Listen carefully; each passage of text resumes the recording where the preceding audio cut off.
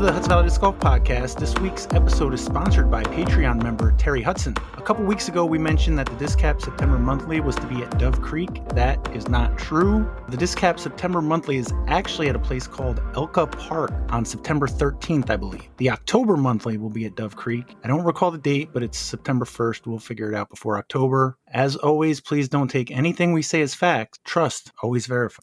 This week, we've got Alex, Evan, Corey, Randy, and Erich. Jason may or may not be on, but no Jamin this week. School's starting, and he didn't play in the scramble, and he said he didn't do much as far as disc golf. So the Stonykill Scramble is probably the biggest topic for the night, but thought we would start back with the official rules of disc golf and competition manual for disc golf events, updated for 2026. Knock out a couple more rules. We've been through throw or no longer votes on determinations, excessive time, scoring and scorecard examination, and the provisional throw. We're probably going to skip over team play because has anybody ever played team play or even heard of team play being played anywhere? I'm going to go with yesterday. Yeah, yesterday. Would that count as team play? I think so. What else would it be? I thought it was like team challenge, like that, college, like collegiate type one. Oh, yeah, like that. Yeah. It says a team of players competes together against other teams. Most common is 4 players. I think of collegiate disc golf, which I've never really watched or paid attention to, but I feel like doubles is its own thing in my mind. Well, it says the PDGA, in coordination with college disc golf, is now breaking doubles and team play into 2 sections for more clarity of team play rules and to encourage more non-college tournaments to run these formats. So, I figure. All right, so who's going to run the first team tournament around here?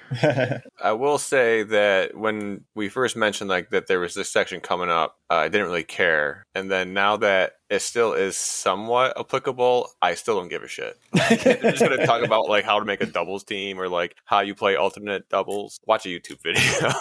Yeah, I mean, it's splitting it off, I guess. And probably a lot of the same rules. They're just all new rules because they're officially with team play now, So it's probably a lot of the same stuff for doubles. If anybody out there hears this and says, no, you're wrong, go over those team rules, we'll certainly do that next time. How about that? Just a lot of reading here for probably a lot of information that... Can somebody share the section number? Here's a link to the new rules. Look at you using the... Evan had to beat you on that one. Thank you, Evan. Yeah, well... And thank you, Pat. Evan had to beat me at something sometime, right? Ooh. Burn. It's so true. I'm sorry, you set me up for that. No, it's perfect. So we'll skip down. Competition manual for disc golf events has 3 changes. 1.06 grouping and sectioning procedures for a group of fewer than 3 people. This is something I remember us talking about briefly. In tournament play, a group of fewer than 3 players is not allowed unless accompanied by an official. Many times this occurs mid-round and an official is not available, meaning players must create new groups. There has never been an official way for players to handle this scenario. This update creates a set of procedures for players to follow when this occurs. G, groups shall not be more than 5 players and should be limited to 4 players whenever possible. H, notwithstanding 1.06G, in team play, groups may exceed 5 players due to team size or number of teams competing. See, we did talk about some team stuff. I, groups may not consist of fewer than 3 players unless the tournament director has approved it and the group is accompanied by a tournament official. See 1.12A. The tournament official may throw the holes along with the players as long as the players consent. Which is still so funny that's even in there. Yeah, I'm with you on that one. I remember saying that's the only way you'll get them to go with you. Yeah, if you let them throw a disc for fun. J, if a group has fewer than 3 players because 1 or more players were absent, they must contact the tournament director or a tournament official about how to proceed. 1. Proceeding with play without contacting the TD or tournament official will be deemed a deliberate misplay under 811E for every hole played. And 2. If a TD or tournament official cannot be reached, the players should proceed under the steps in 1.06K. And 1.06K says, if a group has fewer than 3 players, the remaining player or players should take the following steps. 1. Wait for the group behind them to catch up and explain that they need to form a new group or groups. 2. When combining with the group behind, if the group would exceed 5 players, the player whose initial position was last in the original larger group shall move to the smaller group. Repeat if necessary. 3. Players in the new group will keep score for all members in their new group. Playing in a new group does not constitute misplay if an attempt was made to contact the tournament official. 4. Improperly forming groups or continuing play with fewer than 3 players constitutes misplay, see 811, and 2 penalty throws will be added to the offending player's total score for every hole played with improper groups. And 5, newly formed groups must play together until all players have completed the round, unless otherwise directed by a tournament official. This does not require or permit players to replay any completed hole. And L was really just moved down because of all that stuff added, but that's first round feature groups for media purposes are not allowed unless for video coverage and previously approved by each player within the group and by the PDGA Director of Event Support, which, just to point out, Corey, it's in the rules. It's a feature card, not a feature group, not a lead card. Yeah, I think they got that. I mean, we all know the PGA ain't the best at grammar and words and whatnot. I am curious, a couple points in that last section. I wonder how the PDGA app goes. Like, I know you can add and remove players, but like, say if like, oh, you got this new person in your group now, so can you add them mid-round and will it import all their scores? I wonder, because I think at least one of the rounds at the Scramble, I started my card probably, after we went to our second hole, and it asked me, do you want to copy any of the below players' scores to start your new card? And I was like, oh, I didn't know I could do that. I said no and just put them in myself. But I feel like if it's within the same tournament, maybe it would let you kind of slide them in an easy way. We talked about that the other day as far as possibly being able to game the whole not taking score thing. But I wonder, like the copy of the scorecard, I just feel like it means it like copies your scorecard or imports the full scorecard from another team or another person on your group into like your app, into your scorecard. But yeah, I don't know, it's kind of weird. I'm curious if the technology hopefully they haven't made a rule around technology the app can't support. Yeah, exactly. Yeah. Speaking of the app, I'm reminded of when Jamin told us that you can find your TD's phone number in the app usually if you like click that little menu bar or whatever. Yeah, so they supplied that. There's a pro tip for everybody out there. If it is possible to do that on the app, I would imagine the tournament director would have to manipulate the groups to put the people who are being added to the groups. In that case, maybe they can update the scores mid-round. There's also a scenario here where the tournament director, you weren't able to get a hold of them, and you just went ahead and split off into your groups. I would imagine the tournament director is the one who can make the cards, right? I don't think you could do that as just a player, right? You can modify your cards and like you can people off and add people onto them. Yeah. Oh, well then. Didn't you answer your own question? Well, you can add a person, but I don't know if I never tried to add someone like mid-round that was like on their scorecard. Like, does it just bring in like a blank? If you add someone mid-round, is it like, are all their scores blank? You have to go in and like re-input all the scores that they have already had and stuff like that. I bet Jamin would know. I'm sure they figured all that out beforehand. At that point, just write the scores on your arm with a Sharpie and figure it out when you come back to Tournament Central. Yeah. Mm-hmm. Any other thoughts? I think Alex said this before. It's kind of just codifying what people have been doing for years. Next rule down, we got 1.08, reduction of field size. Cuts allow more options for events. Currently, if an event has a cut, that cut must be to a number where all positions within the cut are paid. This change allows events to have deeper cuts if they choose, but the TD must announce this before registration. We have edited this section further to avoid redundancy and improve clarity. A, it says the field may be reduced cut for semifinals or finals at the discretion of the tournament director, provided that the cut line, either as a percentage or number of places, is announced prior to opening player registration for the event. The only exception may be due to the PDGA mid-event suspension and cancellation policy being invoked to finish an event, or as outlined in 6.03F. And C, making the cut line at or above the payout line is highly recommended. A lot crossed out there, but highly recommended. A lot crossed out there to put in the subjective phrase highly recommended. In this case, I think they're trying to be a little bit subjective. Like yes, they have this recommendation that, the cut line is at the payout line, but because they want it to be possible to do other things, they're pulling out all this extra information about this is the only way you can do it, that type of thing. So they're trying to be subjective. They're trying to be less specific with this one. They strenuously recommend. I think like having options for events is one of the situations where it's probably better to have less specific verbiage. It's always nice to have the option to be creative with an event, do something weird, do something, different. Like they're saying, as long as you're announcing it at the beginning, as long as no one's getting blindsided by it, I think that's a good thing personally. Corey, from the people here, you've probably played the most events with a cut line, right? I would say. I don't know that I've played any, to be honest. Have you ever been cut? Well, metaphorically or physically? Or literally? Like emotionally? Thank you. No, like, have you ever been in a tournament and then not advanced to a later stage of the tournament because of your standing? Well, I think I answered that with the first thing I said, where I don't know if I played an event that had a cut line. Right, you weren't sure, though, so I'm asking you, have you been Yeah. cut? Because that might help you remember. Yeah, I'm going to say no. You're right. That is a different way to phrase a question that might trigger some more synapses. I don't know if my ego could take the possibility of being cut. Randy, you ever played an event with a cut line? Yeah, so Am Worlds has a cut line. It's pretty severe. It's more like finals, like playoffs in a sense, and there's no pay because it's Am. So pretty different scenario, but I was in fact cut, yes. Sorry for bringing up such a horrible memory. It was fine. We were in Florida. We played mini golf instead of disc golf. It was great. All right.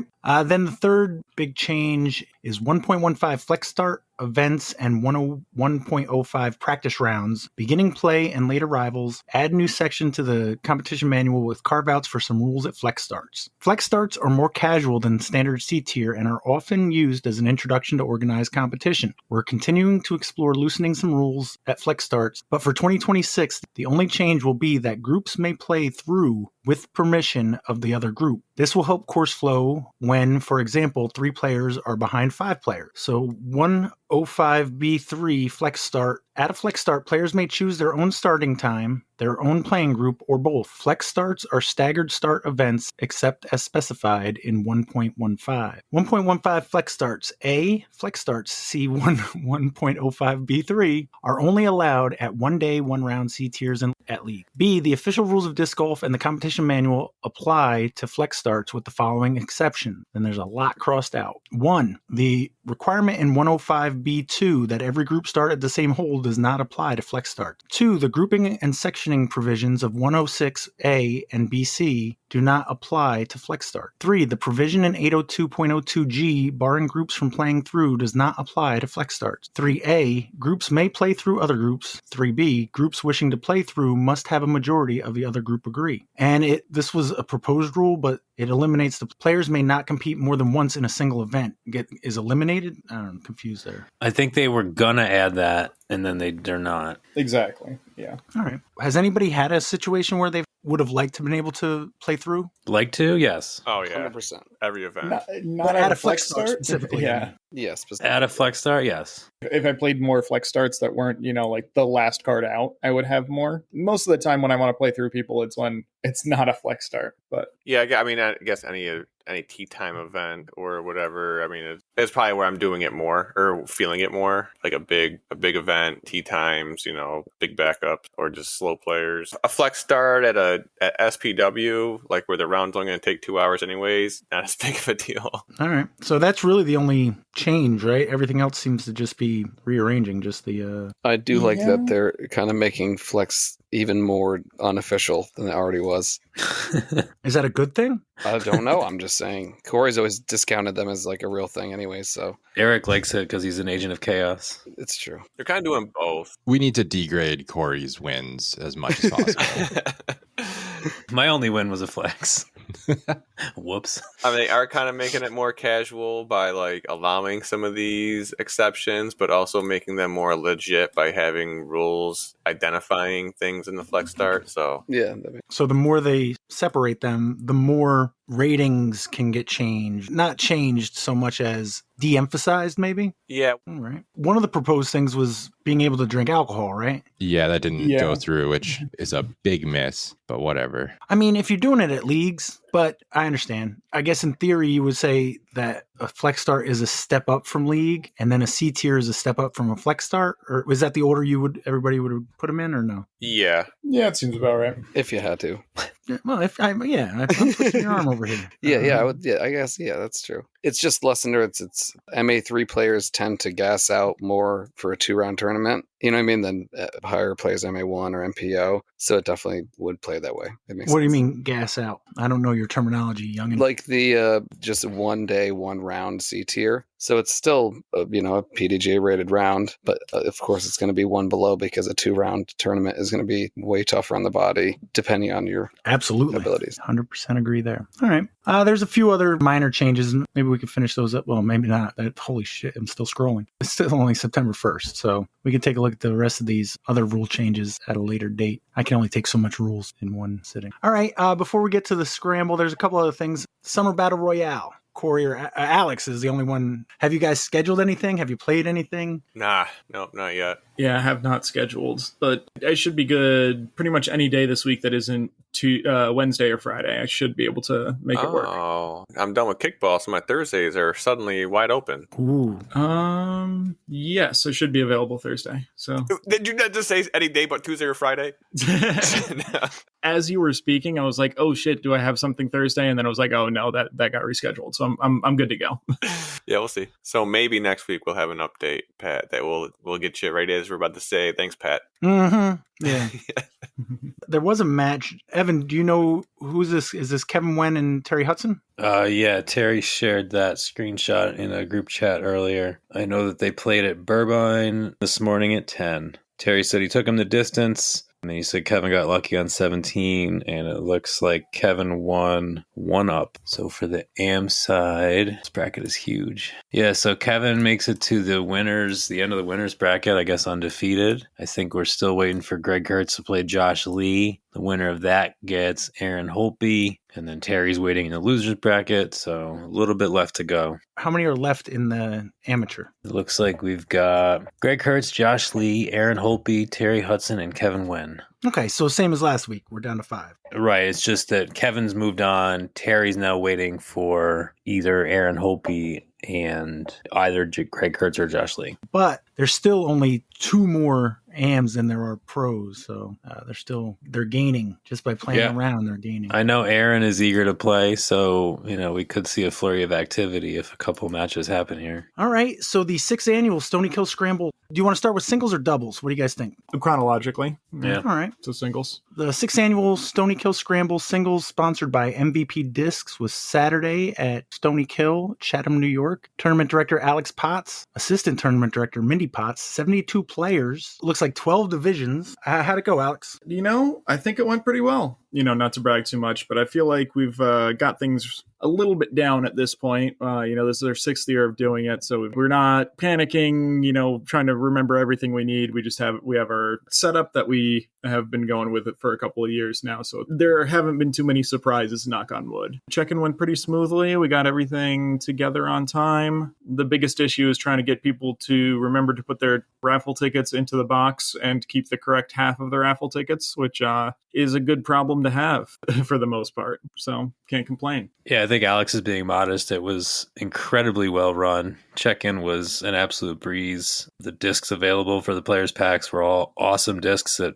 people are looking to pick up. Homemade cookies and brownies. I saw the bamboo minis with the names engraved, and I thought that they were individually wrapped peanut butter cookies from far away. I love the big board that has the cards up physically, to see is just cool. You guys do a great job. It's always look forward to this tournament. That's an homage to how tournaments used to be, Back in the day, that's all you had was that scoreboard. And it's family run too, so it's kind of cool because your mom's out there and your dad's out there, so it's a good time. Also, the tags and the ace pot throw off was very efficient, quite nice. As was the raffle. It was not. There was enough prizes to get a few people some swag, but it wasn't overbearing. And it's the first time in a long time that I've seen a Ring of Fire. Ring of Fire during lunch is if you want to participate, awesome. No pressure. Everybody's welcome. It was very cool. Yeah, the Ring of Fire was something that I was not big on because, I'm normally, doing stuff at lunch. I'm trying to get the board back together. I'm trying to get the cards set, trying to get everything, settled as much as possible. I'm a big fan of a short lunch break. I want to get back out there. I want to get back playing most of the time. So my mom kind of spearheaded that one, and I think it went over much better than I expected it to. So that's always a good thing. Yeah, it also helped. We had 2 days of perfect weather, so everything was awesome. And the short lunch break was nice. I don't think we were ever the first card back. We had some backups throughout the round, but having a short lunch break is nice, especially the people that did finish, 2-3 holes before everybody else. I'm sure they really appreciated it. All right. So I'll give some results and we'll hear about some rounds. In the FA3 division, Women's Amateur 3, Gunny Johnson is your winner. In the MA3 Mixed Amateur 3 division, how was your round, Erich? My round went okay. It started a little choppy. We started on 15. I was with Lenny, Frank. I don't want to even do last names today. Di Gregorio. There you go. And I believe Charlie or Chris was his name. I can't remember the card order. Either way, played on 15, which is weirdly a tough hole. It's a tough starting hole. It is, yeah, it's a strange starting hole, but either way, if you can just get down the fairway, it's honestly a simple hole, but it can be a weird one in the morning. So I started off with a nice double after that. I won't get into too many specifics, but then just trying to play pretty straight. Only got a birdie in the first round, which strangely was in fifth place or tied for fifth at that point, and just kind of wanted to keep playing and be mindful and play for par and just have fun out there. And then ended up starting again on 15. So that was fun. And I got a par on that. So that was cool. I actually got a couple more birdies. I got a really awesome birdie on 9 that I was really proud of and ended up being in fourth. So for me, it's progress, and I had a great day. It was a beautiful, well-run tournament, and I was really happy to be there and had a great day out there. And it looks like you shot well above your rating both rounds. Oh, yeah. I definitely saw that. Like 30, 40 points. Was it 38 and 42? Well, you got to read the course and know the field that you're in, and just lately how I've been playing in tournament play. It was time to go, but back to MA3 and just humble myself for a moment and give myself a little more confidence, and then we'll go from there. All right. You came in fourth. There was a tie for second, Chris King and Gary Lefebvre, and Charlie Hurd was your winner, shot a +2. Over in the mixed amateur 2 division, looks like Joseph Goyette the fourth, which we learned who was not related to Tim Goyette. Tim actually wanted to come on tonight, but he couldn't. His wife was doing something, so he couldn't, but he'll probably be back on shortly because, spoiler alert, he played on Sunday, right? Oh, he's back. Yep. Yeah. But Joseph Goyette the fourth shot a -9, winning MA2 by 9 strokes over Joseph Kowalik, who shot, let me double check here. I have to do my math real quick. He shot 153 points combined over his rating this weekend. That's the Viking. Oh, yeah. Hell yeah. I knew exactly what you were doing. It took me a minute because I didn't put 2 and 2 together that he was Viking Joe. He shot even both rounds. That's pretty great. Yeah, that's a great round. Great job, Joe. Absolutely. So he's in the running for dark horse of the tournament. I wonder if he's going to win that. Moving up to the MA60 division, John Furman is your winner there. Beat Stephen Malin Jr. Yeah, I think Steve was a little bit disappointed in his results. I think he was like 6 down last year or something like that. I don't have it in front of me, but he's a local. He plays doubles almost every week. So I know he can do better than that. +15 on the day. Yeah, so +3 in round 2 was a great bounce back. Yeah. FA 50, Women's Amateur 50 was Kendi Ethier is your winner there. Jamie Borge won the MA 50 division. FA 40 was Lynn Gaffney. MA 40, Evan, how was your weekend? Weekend was great. Just Saturday. The weekend was great. Starting with Saturday. Like I said, love the scramble. Look forward to it. Got there right at 8, checked in, and had seen that morning that Pat Keenan was on the wait list. Saw Pat there. Was happy to see that you got in. That put 5 of us into MA40. So the card was me, Terry Hudson, Nicholas Gaffney, who was from Massachusetts. He said, I think Crane Pool was his home course, maybe? Is that a real place? I don't know. Anybody? Randy? Crane Hill? Crane Hill? I don't know. I thought he said Crane Pool. No, we're going to go with Crane Hill on this one, I think. Great. We can just Ed leave Crane it out. Pool, former Met. Maybe I'm thinking of Ed Crane Pool. Maybe. And then Tomas Salez was also there on the card. So we started on hole 17, and I actually got a nice birdie there with a good uphill putt. But overall, I couldn't quite recreate my performance from the monthly, where even though I started with a triple, I finished +4 at the monthly, which was my best Stonykill round. I didn't do too great. Had a double on 4, back-to-back doubles on 9 and 10. Finished with a birdie on 16, which was super exciting. I threw my lightweight Neutron Wrath, just a great flat straight shot, hit the ground and skipped out of my sight, smashed the chains. I would grab my hat and turned to Terry, who was sitting on the bench, and looked at me and said he saw it fall out the other side. But man, it was loud. So that was a tap-in birdie to finish the round. But I finished at +8, which again, 4 strokes off what I did at the monthly. Didn't feel great. But I was talking at lunch and realizing that, my +8 not that long ago would have felt like a pretty good round for me at Stonykill. So I guess, my bad rounds are getting better. And again, beautiful day, nothing to complain about. Unfortunately for round 2, I got kicked off of the MA40 lead card by some guy named Pat Keenan. Probably hear more about that. So I ended up on the fun card, which was myself, Ross O'Toole and another guy from MA2. I think it was John Sullivan, went by Jack. And then we had Jamie Borge because he was playing solo in MA50. We deemed ourselves the fun card. We started on 13, got a birdie there with a nice drive into the circle. A few more birdies. I got 2 on just the exact same shot I threw at the monthly. And it was funny because I threw it and Ross was like, that's exactly the way you described it. I threw a proxy backhand and it literally slid under the basket. It was really great playing with those guys. Ross and I had a good time. He was kind of wanted me to acknowledge that he had a rough day. That's why he was on the fun card. And when I say stuff like he should move up to MA1, I'm just joking. I don't know if everybody gets that, but I like Ross. He's a good guy, fun to play with. I finished round 2 at a +6, so I improved by 2 strokes. That round was just over my rating, but I missed my rating for the day by a little bit. But again, had a great time, and it was a well-run scramble once again. Thank you. Nice. How was your day, Pat? Yeah, how about you, Pat? Well, if you listen to the very end, I kind of talked about how it was a last-minute decision to get in. Because of that, I didn't want to, I don't know if it's superstition or laziness, but I didn't want to, I didn't warm up or anything. And we started on 13. Which is, I usually throw as many times as I can with the AVR X3, but you're not throwing an AVR on hole 13. So I had to throw out a destroyer, and I got par, and then I got par again, and I got par again, and we're like 4 or 5 holes in, and I'm still at par, and I'm like, okay, this disc golf thing ain't so hard. And then hole 17, I actually birdied it, and now I'm like, oh, fuck. You know? Waiting for the other shoe to drop. Exactly. But did you backhand or forehand hole 17? I forehanded everything. Nice. I was trying to go nice and level just to turn it a bit to the left, and I accidentally threw it a little too high, and it ended up 10 feet past the basket. Oh, sick. Yeah, it was just crazy. And then on 18, I forehanded again, and I, like I talked about a week or two ago, instead of worrying about, which tree to get past, I'm just going to throw it straight and see what happens. It faded in the right spots. And at this point, mind you, I don't like to putt. So everything is just, if I'm outside 20 feet, it's just right up to the basket as close as I can.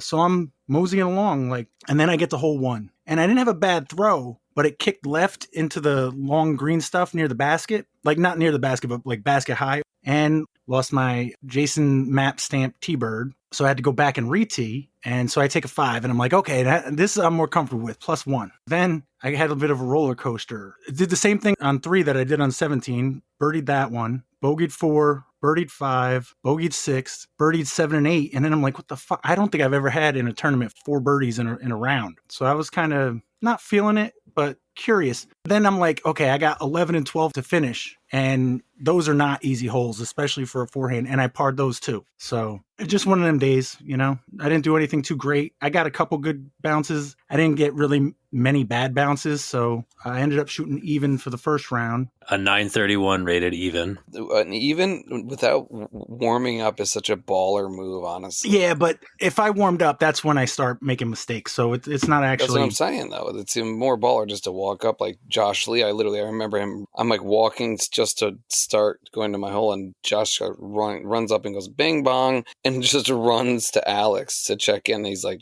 I'm not warmed up at all. And then just went out and still crushed it. I haven't talked about it a lot, but I've been playing a lot at Riverside over in Port Jervis. You were telling me at lunch, yeah. Yeah, it's a perfect setup for me. I've talked about it before. It's got the short layout, the medium layout, and the longer layout. And I go there, no warm-up or anything. I play with the Reds as my warm-up. I keep score just because. And I never score too great because first throw out of the car, I'm probably not going to birdie, even though it's a very birdieable hole. It takes me 3 or 4 holes to warm up. So I get through the 9, and then I usually can get 3 or 4 in that first 9 and maybe 1 or 2 in that second 9. And then it's just about not bogeying enough to stay under par. But what it does is that course is really good about keeping me in the fairway. I've just been able to stay in the fairway recently, and I'm not worm burning as many. So I think that course is a great learning course. But my second round, these guys, Terry and Evan, and they're like, oh, you got to take out Tomas Salez. And I'm like, no, I don't. I'm not going to, because he's very good at disc golf. I was definitely rooting for you. No pressure, but I was pulling for you. Well, that next round, I started on 17, which is the one I birdied, and I didn't birdie it. And then I bogeyed 18. I did a really bad approach shot. So I'm like, okay, well,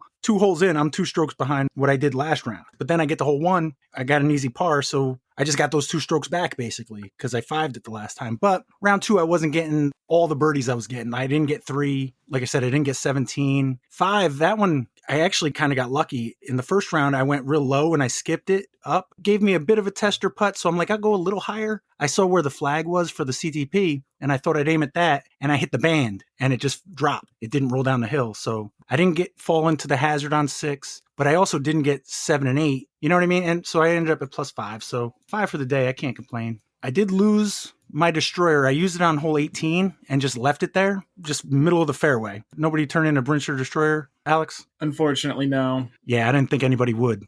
They're hard to come by, I guess. That sucks. Yeah. Fortunately, Jason's mechanic got me one at Minekill, so I have one to put in my bag. Nice. Not a Brincher destroyer, but a destroyer. I also had lost my T-Bird on hole 1. That didn't come across, right, Alex? An orange T-Bird with the map of the area? That's one that's surely going to turn up. Yeah, that one will turn up. The other one, it wasn't there when I finished the round because I finished on 16 and just walked through. I lost my sunglasses and found those because they're cheapy $20 ones you get at Walgreens. But yeah, by the second half of the second round, my legs were done. Even though I've been playing at Riverside, I don't play more than, 27 holes, so 36 is rough. I didn't have my destroyer, so I had to throw a T-Bird on hole 10, which, I tried to overthrow it, threw it into the ground. Same thing on 14, same thing on 13. +5, can't complain. And sorry, Joe, because I shot 197 points over my... Sheesh. Hey, yo. The dark horse. Go. And kicked my ass, too. Good job. That's insane. Even though I played well, I was more happy that I played pretty much pain-free, other than exhaustion, and my knees were killing me by the end. I did throw in an extra bogey just so Terry Hudson could beat me by a stroke. I didn't want him to feel too bad,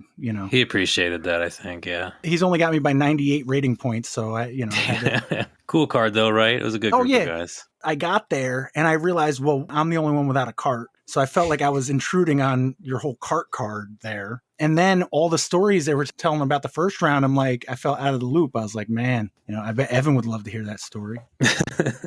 I was having too much fun on the fun card. We started on hole 17, and they're like, Evan almost aced hole 16. And the first round I played with Sam Ward, who's a Western Massachusetts guy, plays a lot in Connecticut. Mark Davidson from Mechanicsville, which is, I think, near Vermont. I think near Troy. Okay. North of Troy. Kind of, yeah. It's by Stillwater, but That's Troy adjacent. kind of. And Matthew Glanovsky, who's in Hoosick Falls. Also Troy area. Damn it, I was muted. No, it's not. Sorry, Pat, go ahead. Alex, was it Matthew or Mark that hit the ace in the ace pot throw off? Do you know off the top of your head? It was Matt G. Yeah, Matt Glanovsky. Yeah, G. I thought they were from Vermont, the way they were talking, but according to PDGA, they're both from New York, so... How does someone from Vermont talk? Or is that just like the words they were saying? They said they were from Vermont. That's what people from Vermont tend to say, yeah. Yeah. And the one guy had Vermont plates, so... Yeah, I mean, that tracks. Within 4 holes of playing with these two guys, they both tell me how awesome CTK is. I had a question about the ace throw-off because I didn't participate. If somebody throws an ace on the ace throw-off, do they automatically win, or are they just the closest to the pin for the top 3? They are first place unless someone else hits one and then, tied for first place. That's what I figured. They are Okay. as close as you can get. So Gotcha. the second one that goes in wouldn't be second place. They would split the first and second place prizes Okay. combined, right? Yes. That's yeah. what I figured. Cool. Thank you. I told Justin Michelli, I was like, I put you in the... Because he walked up to sign in 2 minutes before I did, and I heard he wasn't in the ace pot, so I made sure to put him in, and he did pretty miserably, if you ask me. It's embarrassing. I put him in at the Greg thing, too, a few weeks back. I talked to Jason after Justin teed off. How many ace holes are on this course? And he's like, hole 1's probably the best one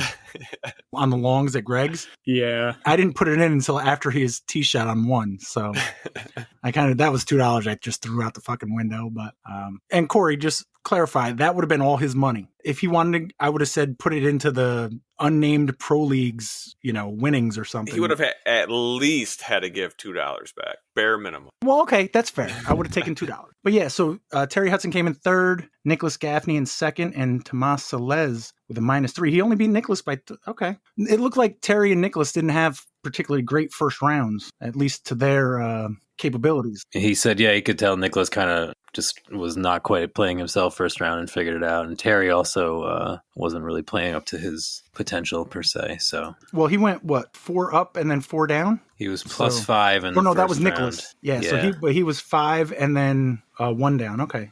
Yeah. And Tomas was even and then -3. What happened in MA1, Alex? It looked like 5 people at -7. Yeah, How about your round, Alex? How did that go? I'll go a little bit back and forth, I think. Yeah, so round 1, I start myself on hole 10, like I usually do, just to make sure that I'm in a position where I can, get back to Tournament Central at the end pretty quickly, keep things running as smoothly as possible. In hindsight, this may have been a bad choice because it meant that most of the MA1 cards played hole 6 early before the backup could start, and our card would end up hitting it pretty much as one of our last 4 holes. After, 3 or 4 cards of backup can accumulate, which was never going to be good for any of us, but, hindsight's 2020. When I'm running a tournament at the same time as playing a tournament, there's a certain amount of, suboptimal play that you have to expect. Yeah, I just didn't get the birdies that I kind of needed to get. Sort of the same thing that happened at the monthly. I had to birdie 5 out of the last 6 holes in order to just get to -1.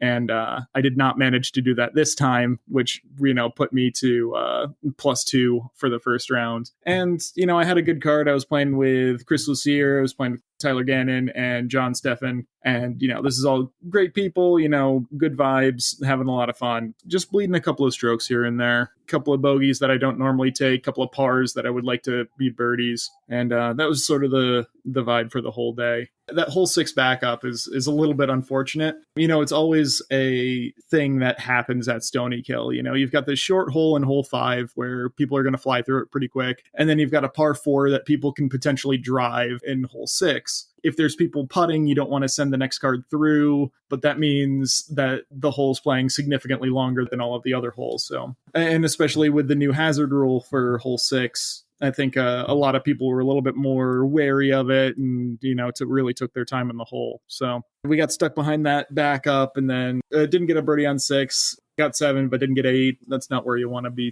on this sort of course. Not when, there's so many birdies available on the front 9. Round 2 was pretty much more of the same. Same deal. Started out on hole 10. Ended up with Anthony Bahansky on my card, Zach McDonald, Ian Coyne. So yeah, great card again. A lot of fun. But yeah, same deal. Just wasn't getting the birdies that you need to in order to compete. But who was getting the birdies that you needed to compete was John Kirby, Josh Lee, Michael Smith, and Nick Cardone, and Bobby Hallam. All of them were able to combine to a 7 down, which is, that's a good score. 3 or 4 down, that's about where I'd like to be, playing the course pretty frequently. So seeing them put together 2 solid rounds is always a good thing. They had their playoff on hole 1, and John Kirby was able to get the only birdie. Everybody else took a par and walk away with the win on that one. It just went 1 hole? Yeah, all that build up, 5-person tie, and it was just a 1-hole playoff. Yeah, and I think it usually always comes down to 1 putt. It's always one thing like that. So no. I'm sure a lot of people are beating themselves up. But yeah, shout out a lot of people like Josh Lee. Shout out to Josh for the hot round in round 2. 5 down to get to that 7 for the day. Yep. One thing I should mention on hole 7, so I've got 7, 8, and 9 left in round 2. I go for a step putt and land on a root and roll my ankle, which is not pleasant. No. Yeah, so finished out playing 8 and 9 basically on standstills. Luckily enough, it was the second round, so I didn't have a whole other round to go through. I was hobbling a bit by the end of that day. It's funny because somebody did mention, they're like, what's up with Alex? It looks like he hurt something. This is when we were walking in from round 2, so that makes sense. I was just going to say you had a weird gait, but no. I'm not going to deny I probably do have a weird gait. I just thought that's how tall people walked. You mentioned the backup on hole 6, and I appreciate the spotting. That was really nice. Absolutely. And it was nice people you had time to walk up and check out the hazard. I really wish that I had printed a sign. I'm just curious, how do you think that affected scores? I was able to get a par on it, actually, surprisingly, even with the backup on both rounds. I'm curious if you like the change or not. It's a good question. And, looking at the stats, there's only so much the stats can tell you. But at the pro level, when you're playing singles, for last year, hole 6 averaged 3.38, so like 2/3 of a stroke under par. That's not crazy, it's a lower number than a lot that you'd like to see, but it's also the pro field. You're expecting easier holes to be birdied more often. This year, hole 6 averaged 3.78, which is a lot more reasonable of a result, I think, for that pro field. About 0.4 more difficult, almost half a stroke more difficult. But I think overall, a lot of people overestimated the hazard or, were too cautious about it. I was talking with Joe Gelinas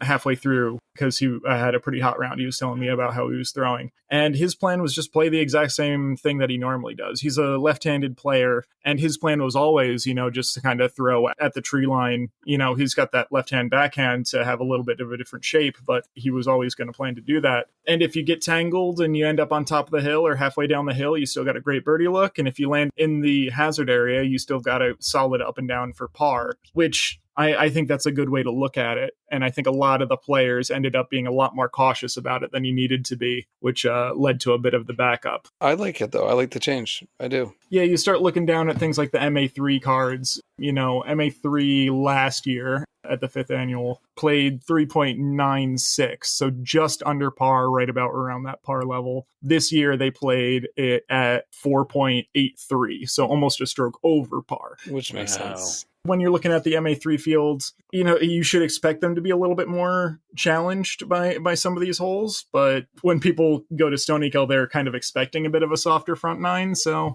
but I mean, the other par 4s even play way over par as well. But that's the softer par 4. That is a softer par 4. Yeah, you look at 9, it's 4.67. Hole 10 obviously is going to be way over. It's 5.04, and hole 18, 4.5 even. I think it's okay for there to be some extra difficulty on a hole like that. I agree. Like 9 is the same thing, punishing in its own way, but I like the hazard. I feel like I can still play the same shot. I also think it's a bit tricky because, in theory, an AM3 player who has a wild arm could reach it. With gene spotting, you kind of want to make sure it's clear, and that can take a little bit of time. Exactly, yeah. I don't know what you did in the second round, but it was much more, at least when I went through. Yeah, I started, 4 holes later in the round, but we were having wagers. The over-under for how many cards were at the hole was 2.5. And I owe Terry Hudson nothing because we didn't wager anything, but he said under. And there was only 1 card we waited on the second round. I think there was 2 card backups on hole 6 if you started on hole 3. Like, it didn't take long. Also because 3, 4, and 5, you're looking at a birdie row. 4 is a little trickier, but it's short. So. Yeah.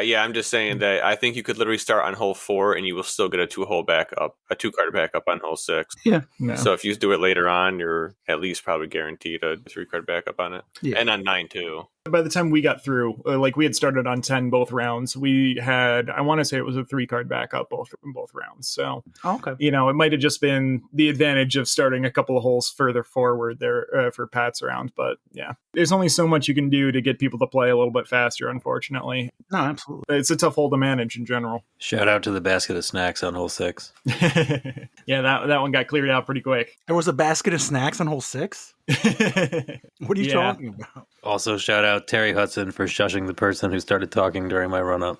That's another problem. And I mean, it happens at like any course that's close together, but it's almost surprising how, I don't want to say like inconsiderate because that's almost kind of too strong. Loose? But yeah, loose. Like you're clearly at an area that has 3 or 4 holes within whispering distance, and that there's people that are like, oh, I'm going to back up. I'm just going to completely talk as loud as I want and just doing a bunch of shit as there's like literally 2 or 3 cards playing, like trying to tee off while already having backups. Like it kind of surprises me at any course like this, or like Heiser, where I call them hey how are you holes, where it's just like a little congregation build up, but it's like people should get better at being aware of their surroundings. Yeah, it doesn't bother me as much, but it's rough when you're on a card with people that it does bother, and then it clearly upsets them, which just throws the vibe on your card off. It usually doesn't bother me. Like I played at the Scramble, with all the kids and did fine. But at 6, we've been waiting for a while. It's finally our turn. I'm finally up. I take like 1 step and somebody just starts like, hey, did you go blah blah? And like I stopped, caught myself and stopped. And Terry like turned. He was like, shh. I was like, thanks, Terry. Yeah, I think a quick call of, hey, we're live or something like that when you get the green light is a little bit helpful with these things, remind people, hey, you need to be aware people are trying to tee off. But, it gets to be a little bit more of a social situation than a disc golf situation when you've got that many people in one area, unfortunately. I do want to shout out, because I don't think we've said his name, but Gene Gierka, who is, caretaker of Stonykill, he was out there spotting both rounds, both days. So huge thank you to him, because that makes things go so much smoother. Yeah, G. Thanks, Gene. Any other comments on hole 6?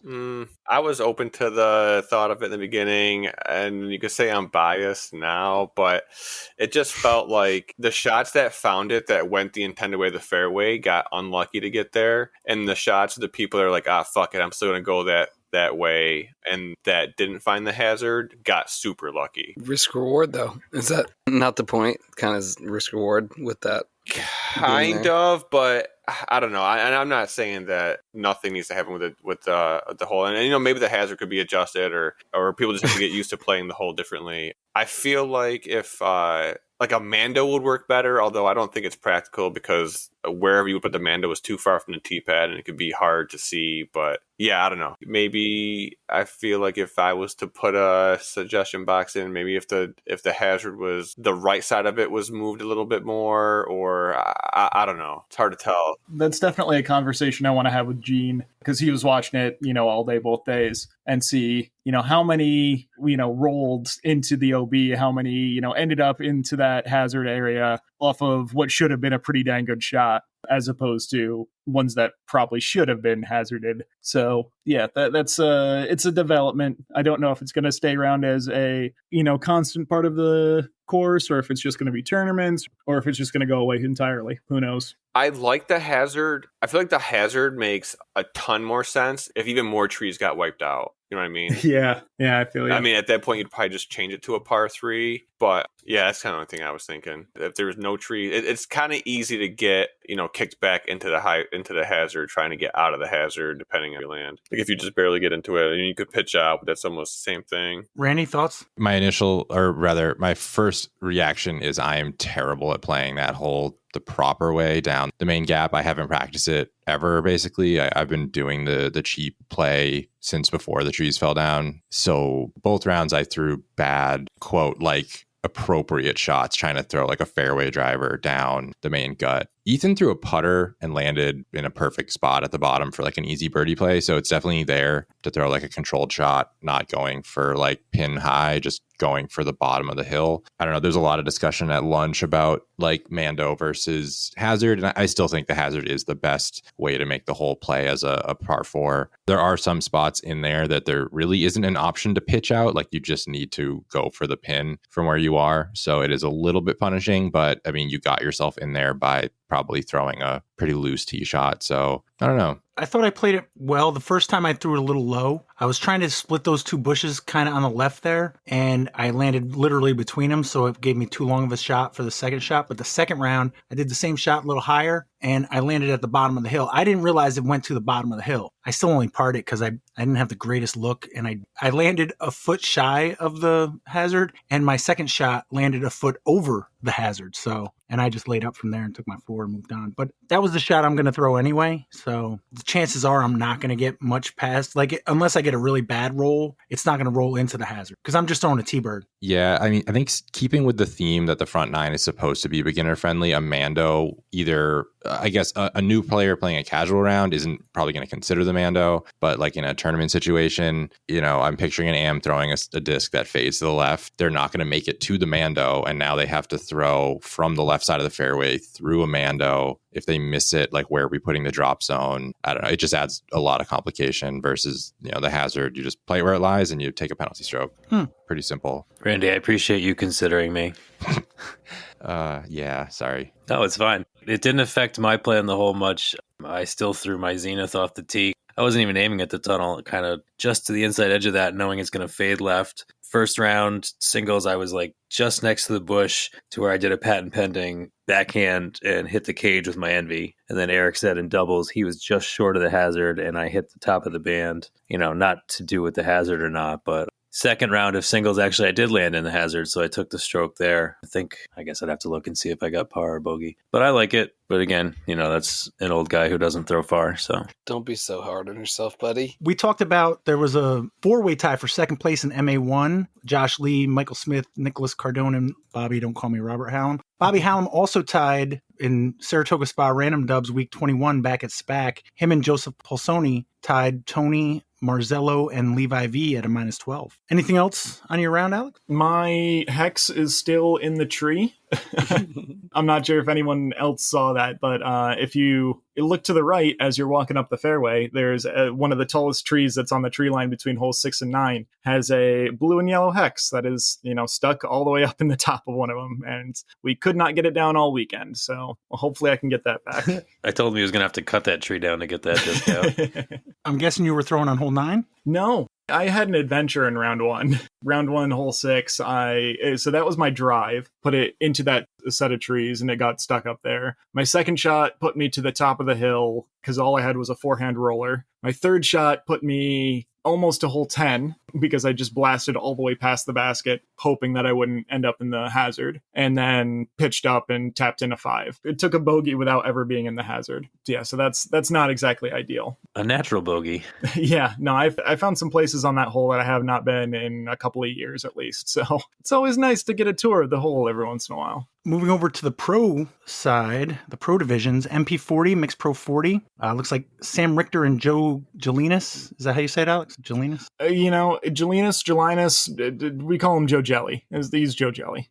All right. It looks like they tied at -8. Was there a playoff there as well? There was, and same deal where Sam was able to take it in a one-hole playoff, was just able to get right down the middle, took his birdie, and Joe, I think if he didn't hit first available, he hit something halfway up the fairway where he didn't really have a chance at birdie. All right. Also, I tied Brian Bickersmith in round 1 with an even par. Nice. I would have put the odds at that at like 28-3 that I would have done that. That's crazy. In the FPO division, Caitlin Clay is your winner, beat Kathleen Bemis. Oh, she had an excellent even-rated second round, Kate Clay. She's still scheduled to come in a couple weeks, right, Randy? Yeah, that's the plan. Do the New York Team Challenge preview episode with her. What did I see? And I don't want to get too much into the Team Challenge. Did I see something? Is something going on at CPS? CPS, I think, officially is not happening. They couldn't get a real roster. Oh. A lot of them went to the CTK team. So, yeah, the posts are basically saying if people are looking for a team because they're not going to CTK, to reach out to some of the captains. Nice. Oh, I mean, not nice, but that was FPO. The MPO division, Corey, how's your kickball arm? I think it was doing better, but I think however much gooder it had gotten since it got bad, I probably reverted in 2 days playing 4 rounds. Playing disc golf for 2 days using the arm that you hurt in kickball. I get that. Yeah. But even to the point to where, like, I think I played one warm-up round before the tournament, and I'm like, all right, these holes that I always go forehand, let me just try to throw backhand and see how it works. And I think that day they worked out pretty good, but then once the tournament came, I'm like, I'm not backhanding this, I'm forehanding it. And the litmus test, I think, for my forehand was if I was going to be able to forehand hole 7, which is like, it's barely like a chip shot with a forehand. But I wasn't hoping to throw any others. That didn't happen. I think I threw probably half a dozen forehands each round. Round 1, though, I think I started on hole 2 both rounds. I kind of had a slow start. I think the only circle 1 putts I missed the entire round was for birdie on 4 and 5. 4 is kind of like a bonus to get it, but 5 is like got to be a gimme. And then I followed it up by taking a double hazard on hole 6. I found myself in the hazard trying to go the intended route of the fairway, which felt unlucky to get there. I think Gene said, I nicked one of the trees and it shot me short of the hazard and skipped me into it. And then from where I was, I basically had to pick between 4 5-foot gaps 40 feet away from me, and nicked one of the trees and kicked me back into the hazard again. So it was kind of a rough start being 1 over through like the first 4 holes on like holes you got a birdie. I got a couple back before getting to the back 9 of the course. Bogeyed hole 10, parred hole 11, but then I was able to string a turkey together on 12, 13, and 14. So 12 is the downhill hole with like the big ditch / creek running down the left side of it. I was playing with Justin Muccelli, and I had like a 40-footer. I was short, so I was putting down the hill towards the basket, and I was definitely just going to lay it up. And then I think I made some joke to him that like, I'm not going to be a bitch about this. And I'm just like, screw it. If I at least hit the basket. Hopefully it doesn't roll away. I should be fine. And I drained the putt. We get to hole 13. I have another like 40-footer. I went long of the basket. I drained that putt. We get to hole 14, and it's kind of a hole I struggle with because it probably takes 400 feet of power to actually, have like a inside 20-foot putt. And I hit that one. So like to get those 3 holes kind of like reinvigorated my round, even though I finished by parring out the rest. 3 down is definitely under what I'm trying for. I'm trying to go 5 down, but I wasn't too bummed about it, just knowing that I don't think I'm playing at my full without having a trustworthy forehand, even just for approaches. Actually, on hole 9, my drive got too far down the tunnel and it skipped left pretty far off the fairway. And like my only shot was to either like pitch out or throw some type of overhand. And I threw this it was probably only like 100-ish feet, but I was able to throw a tomahawk and it didn't like destroy my shoulder. So I'm like, all right, maybe I can do a little more than what I've been. Maybe I've been overly cautious, which is probably still a bad thing. I probably should be taking it easy, but. Well, I mean, it sounds like you're kind of down on your first round, but you're only after round 1, you're 4 strokes off the lead. Yeah, Justin was lighting it up. I think he was 9 down through 16 holes. We had to finish on 18 and 1. And looking back, maybe it wasn't the best time to say it, or you could say I was running defense for the rest of the field. But I'm like, oh man, Justin, it'd be pretty cool if you can get one of the next 2 holes. Like you only have to get one of the next 2 holes, basically what I was trying to say. And then he went bogey and finished 7 down instead of 10 or better. Still 1,000 rated. Oh yeah, it is. Look at that. I mean, as of right now. Before, I think the last time I looked, it was like, and this was like the day of, like that round. I remember seeing it like 996 or something like that. I didn't know that it went up. Mm-hmm. So then round 2, I had like more of a roller coaster. This time I double bogeyed hole 12, and I only got 1 hazard on hole 6 and saved a par on it. So I had some big swings on, what I was able to do round 1 or round 2. I improved on some holes, but really messed up some other one. But I was able to get hole 14 again. I think this time I was the furthest one out. I was like, the fairway is like mowed, and then there's like goes to tall grass. I was barely in the short grass on the left side, and I think we had a little bit of a tailwind. I let it go super high, and it just dropped right into the chains dead center from like a 60-footer for birdie. So that was like my one highlight on round 2. Yeah, I think I threw 1 down, which is way below what I'm trying to shoot for, and ended up coming in second from last. But it was a pretty tight field for the most part. Did you say you got 14 both rounds? Yeah, I did. That's half of your under par. Yeah. I wouldn't even think of getting 14. I think I parred the first round and bogeyed the second round. So yeah, and that's kind of what I would expect. There are a good number of birdie holes, but there are certain ones it's just like, for me, it's survive. Mm-hmm. For me, pars on those are birdies. And I got 9. I parred 9 both rounds. And that was because I threw AVR, putt, AVR, putt. Just keep it in the fairway. Keep it in the fairway, because 9 has some trouble shit on the sides. Yeah, 9 is for me. I think for most people in the pro field is like a must get birdie. And I was short left off the drive. I pitched out into the fairway, thinking that I'd have a simple, forehand, even like with my arm. And then I beam it, and it's like 310 feet. And I'm like, there's no way I just pitched out, and I'm still 300 feet away on what has to be a forehand, and I have to decide if it's worth it. And of course, I'm throwing like a chop Kelvin destroyer as hard as I can. I'm like, this is not going to like hurt me, right? Yeah, if I'm trying to score on 9, I would go AVR just to get it around that corner, and then like the T-bird, or like you said, the destroyer, something to reach the basket. Just this week, I was just like, no, I don't need it. I ain't playing pro like you, fool. Yeah, it was still a good day. The entire pro field is good people to have on a card. So It looks like Adam Nelson and Kyle Hirsch tied for 5th at -7 in pro. Adam Nelson also won SPW Dubs League, shot a -12. I assume Cali. Justin Michelli and Ryan Ray Finelli tied at 3rd at -10. 2024 Hudson Valley Disc Golf Podcast Player of the Year, Tucker Kozlowski, came in 2nd place with a -11. And your winner, -14. So what looks like 6 and then 8 down? Alden Slack. Yeah, I didn't play with him at all, but I know Alden was dealing with like some shoulder injury of his own over the past 8 to 12 months, or I don't know, don't quote me in the timeline, but so it's good to see him back and throwing well, even though I think he's not really able to throw forehands much anymore either. So we were actually kind of talking beforehand, and the conversation didn't really give me much confidence in the status of my shoulder going forward, but yeah, so anyways, good to see him throwing well and crushing it. Did he average 1,000 rated tournament? 998. Damn. Still good to have him on the Stony Killers for this coming year. So that was Saturday. Then Sunday we had the doubles. Every year, Alex, has it been doubles on Sunday? The first year it was doubles on Saturday because there was only doubles. Oh, okay. But every other year has been, singles on Saturday, doubles on Sunday. So the 6th annual Stonykill Scramble doubles, sponsored by MVP Discs, tournament director Alex Potts, assistant tournament director Mindy Potts. 72 players. This time Mindy played though, right? Yep, she and my dad played in MA3. Shot even par. Yep. They were originally going to play MA50, I think, but they were the only ones in that division, so they switched over. Make it a little bit easier to set things up. Yeah, it looks like we only got 4 divisions, MA1, 2, and 3, and then Pro. Went reasonably similarly. We replenished all the snack boxes that were out there, made some more brownies, made some more cookies. I iced my ankle as much as I could, woke up with, still some significant swelling, so taped it up, did my best to get through the next rounds. Yeah, everything in between rounds went pretty smoothly. Nice. So MA3, we mentioned Joel and Mindy Potts shot an even par, but your winner, Eamon Foster and Jim Burns, shot a -9. Evan and Erich versus Camel Case Corey. What happened there?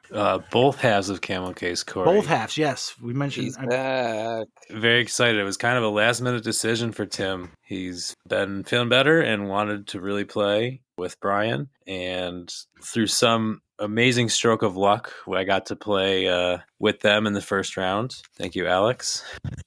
Yeah, another great day. This time I rode with Erich and knew that we were playing with those guys. And I don't know, first round, I didn't feel like we were playing too badly. We just didn't really. Evan was in sunglass mode, so we were just kind of cruising through the morning. I felt like I was also a little beat from the day before, as I'm sure you were too, Evan. Yeah, I didn't bring the card either, which in hindsight was a mistake. Yeah. But yeah, we only got 4 birdies in the first round. We took a double on 10, which felt really, really bad in a doubles tournament. We also bogeyed 4. But what did we do on 9? What did we do on 9? We birdied 9. That's true. That was pretty awesome. We did the exact same shot as the round prior the day before. It was awesome. Never done that before, so that was cool. So we finished that round at 1 under. Camel Case Corey shot 4 under, so we knew we wouldn't be playing with them in the second round. And Tim was shooting great and playing really smooth. Yeah, it was really, really good to see him back out there. I've missed playing golf with him. So that was cool. I hung out with those guys for lunch. Erich took off to go get some food.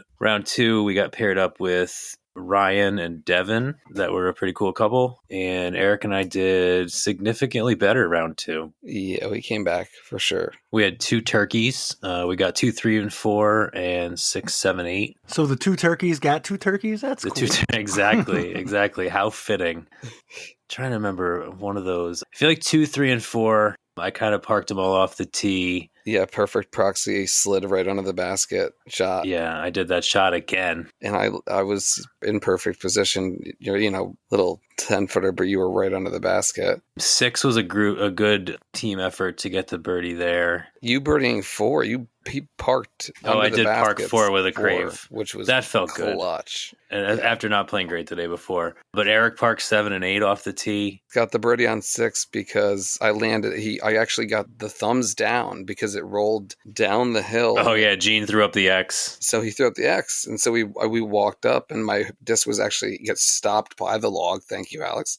And it was perfect upshot. Evan almost threw it in for eagle, actually. So yeah, we definitely came back. Yeah, on the second round. 5 down, second round to finish at a 6 under. So tied for 8th out of 10. Another glorious day at Stonykill. Had fun playing with my buddy Erich. Beautiful day. Yeah, great job. Great snacks, cookies. So Camel Case Corey got you by 3 in round 1, and you got him by 2 in round 2. Correct. They ended up getting you by 1. Well done. Good comeback. Thank you. And I almost aced 8 in the first round. I hit the pole. That's true. That's a good one. Oh, and I think I almost aced 7. Was definitely within. Yes, that's true. Within a foot of that. In the second round. Yeah, in the second round. That's like 5. Everybody should almost ace that. That's true. I mean, that's like one of the must-get holes, honestly. We had a productive putting lesson during lunch, didn't we? Oh, dude, you have no idea. I've been drilling. you have no. It's a whole thing. Nice. Let's go. So you guys ended up at 6 down. Tim and Brian at 7 down. Shane Delimitor and Ryan Phillips ended up at 13 down. They matched you guys for the win in MA2. Shout out Shane. I always like seeing Shane out at the course because he reminds me that these conversations we have on Monday nights are heard by more than just us. He's a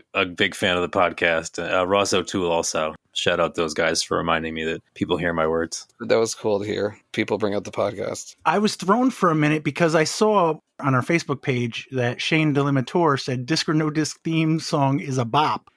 I was like, what the hell's a bop? Is that good or bad? But then he did say it's hard to explain what you're rocking out to while stopped at a traffic light. So I was like, oh, so a bop is a good thing. I'm glad he clarified that. I was going to have to ask you guys. Yeah, I don't know if the kids bop are is still good. saying that, like the new kids, but definitely the old new kids. That was definitely an old new kid phrase. And I'm an old new kid. So Yeah, but I'm a really old new kid because you say new kid and I think new kids on the block. So yeah, not that kind of new kid. exactly. All right. So yes, congratulations to Shane and Ryan Phillips. MA1 looks like Ian Coyne and John Kirby shot a -23, beat Logan Akins and Cody Canine by a stroke. John Kirby with a solid day, winning both singles and doubles in MA1. Damn. Rob Gertzman, Dennis Daly -20. Great shooting, Oh, guys. yeah. Sorry, I cut you off on that one. That's all right. Fuck Dennis. Yeah, I mean, I'm sorry, but just it's a damn good score. Over in the MPO division, looks like Alex, you played with your Dubs partner, Sam Richter. How'd that go? Yeah, it was great playing with Sam, as always. You know, he's coming off his win in MP40, where he shot, pretty dang well. And I'm coming off of a bit of a disappointing day and an injury. So I'm fully expecting for him to carry me through. And for the most part, he did. Super appreciative to him for, things like on hole 5. I put it up there where we're basically parked, but, having him go up the hill and actually tap us out instead of me having to go all the way up the hill and down the hill is big for somebody with an injured ankle. But yeah, always fun playing with him. We were a little bit disappointed by how we played. We can put up some serious scores. I think last year we were like 10 down, 14 down or something like that. This year we were 15 down for the entire tournament, which, we can do better. But, when you got one guy injured, it certainly makes things a little bit more of a challenge. We were able to play with Adam Nelson and Jay Gorsage, who tied for the hot round in round 1. A lot of fun playing with them. First round was a little bit disappointing, but then second round, we picked things up a little bit more. It was 6 down and then 9 down, including I had probably one of the luckiest holes I've ever had. On hole 16, I threw and I was basically, skating through the trees on the right side. I had no business getting anywhere near the basket and ended up past hole 17's tee pad and then was able to throw in a forehand from there, more than 60 feet out to get the birdie, which was just, absolutely unexpected, should not have happened. But towards the end of that round, the course has given me a little bit of luck, a couple of good kicks to get us a couple of birdies. So a lot of luck, but as always, fun time playing with Sam. Cannot complain. And gorgeous weather again. So that's always great. Awesome. And Randy's here. He played with Andrew Dorrell in the MPO division. How'd that go, Randy? It went well, I guess. Last year we got second, so I had high hopes. We warmed up for a while, actually, and I thought we were going to have a good day. And then on our first hole, we started on hole 2, which is short, kind of a must get, especially if you're inside the circle. And we started our day with both of us missing like a 25-ish foot putt, which was not a good way to start off, but it was a par, whatever. But that first round, we were just both not firing on all cylinders for our first 4 or 5 holes. And that was enough to kind of get us off the pace. So I think we only shot 8 down in the first round. I don't think we birdied any like hard holes, just kind of whatever round for us. And then what happened? Oh, Ring of Fire at lunch, which in my head I'm terrible at. I actually was able to win one of them. So that's crazy. I got a nice new towel. Second round, we got to play with Ryan Nelson and his friend Tim. They were a blast to play with. I think the fact that we were kind of off the pace, we had nothing to lose and we shot really well, really ham and eggs. Andrew hit a ton of big putts. I actually hit a couple big ones myself, which is great. We were able to birdie like 10, 11, 12, which is pretty nuts. And I think we shot 13 down in the second round, which was tied for the hot score, but not enough to get us back to anywhere near the top. You end up in 7th place, but you're only 4 strokes off the lead. Yeah, that course, you can't really miss any of the easy birdies. But yeah, you basically got to average 11 to 13 to even pretend to have a chance. Last year, I feel like it doesn't count because the insane round that Harry and Tucker had, but I think last year you had to shoot 13 down both rounds to win, and this year you only had to average 12, 13, so similar scoring. Yeah. Alex, quick question. Well, and I guess this is a question for anybody, but if you play pro in doubles, you still, if you're AM, you can't accept cash? Is that correct? The case? Okay. Yep. It is still PDGA sanctioned rounds. It's still cash. I'd like to see that rule change, especially for X tiers. But what I would really like to see is, some sort of division between X tiers that are like USDGC, where they have it as an X tier because they want a specific hole to have, specific OB rules. And then stuff like this, where it's a doubles tournament. They're very different things, but they both get set up as X tiers, which, it feels awkward, but a long way to say it is still PDGA sanctioned. So if you take cash, you end up having to go to pro. All right. Corey, you played with 2024 Hudson Valley Disc Golf Podcast Player of the Year, Tucker Kozlowski. Do you play with Tucker in dubs a lot? No, this might have been our first time. Maybe it was our second time. We might have played in the past. But it was kind of like a late decision. Not like late, like the week of, but like him and Harry played the previous year and popped off. Harry wasn't able to do it again this year, so Tucker asked me. I'm not going to say no to that. I will 100% say that after playing the first day, round 2 was way more fatiguey. Like, it didn't take long to feel tired, like both physically and mentally. But I feel like we had a great first round. We didn't get all the birdies we wanted, but literally every hole that we did not birdie, we hit the chains or the band or the basket, whether it was from 40 feet or 80 feet. So probably could have done a little bit better, obviously, but we didn't get any of the hard holes. We missed 4, 10, 11, and 12, but basically got everything else. So we basically figured we did what we had to do. It's just, some people did a little bit better. But both days for lunch, we went down the road next to the gas station. There's like this little food hut called like Blueberry Chill. And they basically serve like buckets of lemonade with your meal if you want it. That blue drink. Yeah, that blue drink. So we went there both times. Pretty good food. I don't know how long they've been around, but it's kind of nice having a place like literally right down the road from Stonykill, because in the past I'd just be bringing gas station sandwiches. So it's kind of nice to like have like a real lunch. Once the round finished, we figured that, we had some ups and downs, but we were right there.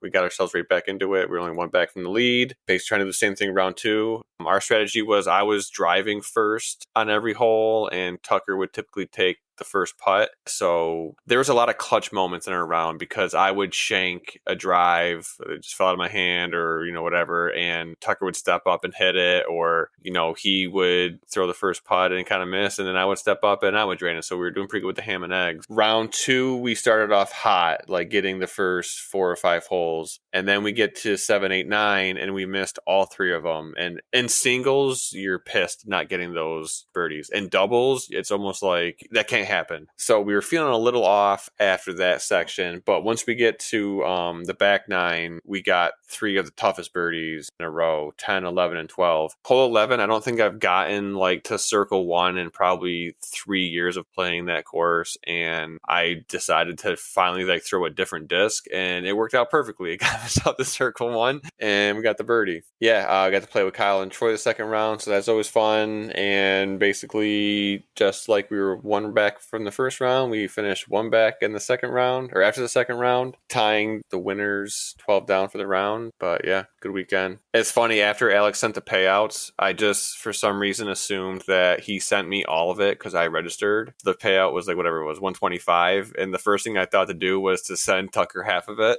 And then he messaged me and he's like, I don't think you were supposed to do that. I think what threw me off is the fact that Ethan didn't take cash, Cully didn't take cash. So, I probably just looked at the results, saw there was 1 number for the winning team, and I figured that the money that we got, because we were in a 4-way tie or whatever it was, 3-way tie, that's just how the money worked out. But did you send him exactly $62.50, or did you send him like 62 and you took 63? Listen, if I was giving him cash, I would have gave him 62 or 65 or 70. But since it's all digital and that decimal point is right there, I'm sending him 62.50. That's fair. So it looks like AB and Ethan, was AB the one who just had his birthday, 25? Or who was that last week you had mentioned? No. Yeah, I'm pretty sure AB's a little older than that. Yeah. Oh, okay. Anthony's old as fuck. We don't have to sugarcoat it. Okay. So Anthony Mahansky and Ethan Hatters, but they still probably had a lower average age than you guys, right? You and Tucker probably around the same age. Yeah. I don't think Anthony's that much older than Corey and Tucker. It's probably pretty close, actually. Yeah, maybe the average age for me and Tucker is like a year higher. All right. You tied with Adam Nelson, the Tower Power Jay Gorsage, and Timothy Giardini and Matthew Cully. Anything else on the Stonykill Scramble? I mean, I was going to ask if you're going to do this again next year, Alex, but you're already talking about a logo for next year, so I guess that's going to happen. Yeah, I mean, things seem to be going pretty reasonably. People seem to enjoy it. You know, we made it to 72 players both days, so as long as people are enjoying it, I'm going to keep doing it. Do want to thank MVP Disc Sports. They were able to donate a lot of stuff to the raffle that supports OKDGC. DG Nomad does the Bamboo Minis, which are always awesome. A couple of hole sponsors that I don't have the list in front of me, but thank you so much to everyone who sponsored a hole. Yeah, I think it went pretty well. So I hope everybody enjoyed themselves. And yeah, hope to see you next year. Leagues for the last week, we got Gunks Monday dubs. Nick Terralavoro and Julian Gernard shot a -6 to win. Connor Henderson shot a -12 at Campgaw dubs. Leor Kushner and Steve Schultz shot a -14 to win at Colonial Acres dubs. Prospect Park dubs, Evan talked about it a little last week, but did you mention that there was a 4-way tie for the win? Do you remember? It was the party, and it was 9 holes because they did like prizes and pizza first and then 9 holes. So when we finished 9 holes, I kind of boogied out of there. No, that's fair. Yeah. Well, it looks like Dave Chaikin and Daryl Menton shot -7. So did Kyle Moore and Ryan Yadow. So did Matt Cully and Joe Driskolka. And so did Nicholas Alcatraz Atcats and Josh Lee. Lance Westling Jr. and Zach LeBlanc shot a -12 to win Warwick Tuesday doubles. Kisco Tuesday dubs, Andrew Fish, Kin, and 45-100 shot a -10 to win. Max Horowitz and Jacob Driscoll shot a -16 at Wilcox Tuesday dubs. And Ryan Travis 148343-2637 won the CTK Handicap League. Corey, how did J-Dubs go? J-Dubs went well. We had 14 people. I think the 6 of them maybe only played 1 hole in the dark, but myself and Erich Bossenbrook shot 12 down over Jason Lasasso and Kat Bemis, who shot 11 down. But Jason and Kat got the birdie bank, and I think Erich Bossenbrook might have got the cash CTP. Yeah, we got 4 weeks left, 25, 26, 27, and 28, playing J South. Or we played J South on September 2nd, and before that day, the leaderboard for the top 5 or 6 or actually the top 5 is pretty tight, where Justin's currently sitting at 249 in first place, and Danny Parton's in 5th place at 212. Everybody having over the max amount of rounds before rounds start getting dropped. So it's going to be interesting to see how it shakes out, especially with me tied with Brendan Sisk in 2nd with 33, and Jason only 10 points back with 223. So finishing positions and what rounds are getting dropped is going to be real important in the next 3-4 weeks. Yeah, well, let's see how Corey manipulates the numbers. If you see I got 2 aces then for 20 points, then yeah, I don't know, call the IRS. Port Jervis Fall League, week 2, Peter Newland shot a -14. I actually thought about going. They played just the Reds with 1 disc. Stonykill Random Dubs. Alex, you played there, right? I did. I am blanking on what happened. I think I did okay. I want to say I tied for 2nd or something like that. So yeah, you tied with Tim Golden and Sam Richter, who aced hole 7. Yep. And Rory Tyson, Brett Racine won it at -13. Randy, how'd you do at Regeneron Dubs? It was the last one of the year. I hoped more people would show up, but there's only 3 of us, so we played singles. And what happened? I think I went on a tear. Did I shoot really good? You shot -10. Yeah, I had a really good night. It was fun. Where was it? Some good putts. Prospect, which we did for pretty much the whole summer. So yeah, that's over for the year. We started off with good attendance in the spring, and it kind of dwindled, and there was kind of no point in continuing into September with less daylight and stuff. So I think I'll be going to Stonykill for the rest of the fall, I guess. I don't know how long that runs. Alex, how long does that run? I think we have 3 more weeks. All right, sweet. Dig it. Shen Creek week 22, the 3-way tie, Bobby Hallam and Dave Hudson shot a -11. So did Levi V and Jared Borelli and Cody Miller and Jesse Nyman. Corey, were you at Pro League? Yeah, went to Pro League. All the way to J Park South? Yeah, I feel like I have to go, or else Justin will be very disappointed in me. We played West. We did play J West, yep. Oh, no, J West. I'm sorry. It says Geralman Park Disc Golf Course South, and then J West 18 holes. That messed me up for a second there, too. I had to, refresh my page, and I don't know, I'm like, what the hell am I looking at? But, yeah, it looks like Justin had 9 people, including Megan, playing in an FPO. Evan was there. Nick Terravaro came out, and then all the other regulars, Tyler Gannon, Jelly, Justin Park, Adam Nelson. Yeah, I beat Justin with a 4 down, and he went 3 down, and Tyler the Cannon Gannon went 5 down for the win with a 994 rated round. Nice. I got to play with Justin Park and Lenny. I just want to say on hole 34, Justin Park threw over the tennis courts, like to the mouth of the green. It was insane. I've only seen that on YouTube. And he didn't even try to run the eagle putt. Yeah, he did admit that, I think. He was looking at the scores because we started on 1, so it was really like towards the end of the round. I think he was looking at, I don't know what he was looking at, but it was a hell of a drive. I don't care if you have to like pull out the couch pose and lay completely on your side and toss a forehand. You got to, if you're that close, man, you got to try to hit that chain or take the easy birdie and come in fourth. That may be cash. I don't know. You play your game, I'll play mine. Hell of a drive.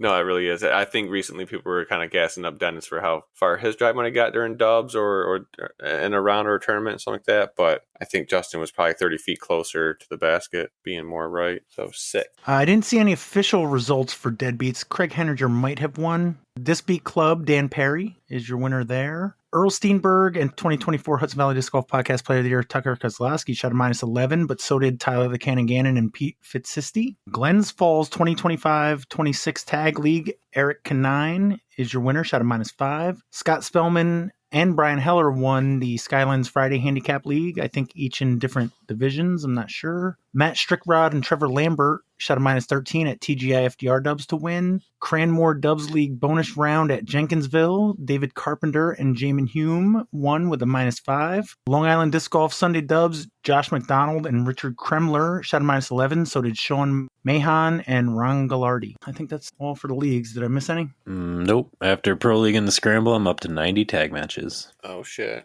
All right. So we still got time for a quiz? Corey's picking teams, right? And then he's leaving? Yeah, I could do that. Sounds like it. Yeah, well, might be a little redundant, but since I literally seen his face on freaking Erich's shirt all weekend.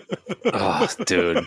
I feel you guys are conjoined for better or for worse. He claimed he didn't even realize he did that, but I know I did it on purpose, but then I forgot I did it. So when I took the sweatshirt off in front of you during doubles, your reaction was just as much a surprise as mine when I realized that I was wearing a shirt with your face on it. So, yeah, sorry about that. But so that's why I changed for the second round. I figured I'd spare you the... Oh, and I changed too, because you made me that sweet Galactus shirt, and the guy we played with was, like, loving it. That's facts. All right, so you're saying we're teammates, Corey? Yeah, I think you guys are married. So Tower Power versus Chatham Hill? Or is it Lemonheads versus Stony Killers? Oh, yeah. I like that. I guess better. It's both of those. No. Randy is not on the Chatham Hills Country Club. Even better. Oh, so then it's definitely Lemonheads. Randy's Mind Kill, right? I forget he's fucking captain of Mind Kill, and I got it wrong. So that works even better. Lemonheads versus Stony Killers. Go get him, Lemonhead. Send him to the PIP team. Send him to the PIP squad. Is it Stony Killers with a Z or an S? Whichever you'd like, although most of the official stuff has an S. Oh, Z would be so edgy. Or AZ, Stony Killers. Oh, yeah, there you go. That's straight out of 1998. Yeah. I'm straight out of 1998. I know. Well, Corey, anything before you go? Thanks, Pat. Nice. Later, buddy. Thanks, Corey. Yeah, good seeing y'all this weekend. I think I've seen every single one of you, so peace. Peace. Take it easy. Is it a disc or is it a miss? The trivia is tricky, it goes like this. Catch the spin, catch the throw. But do you really know? Do you really know? Disc or no disc, that's the game. Say it loud, shout the name. Spin the questions round and round. Will you land it or hit the ground? From the Hudson Valley, sky so blue, we're tossing riddles straight at you. Chains might jingle or the wind might steal. What's your answer? What's the deal? Disc or no disc, that's the game. Say it loud, shout the name. Spin the questions round and round. Will you land it or hit the ground?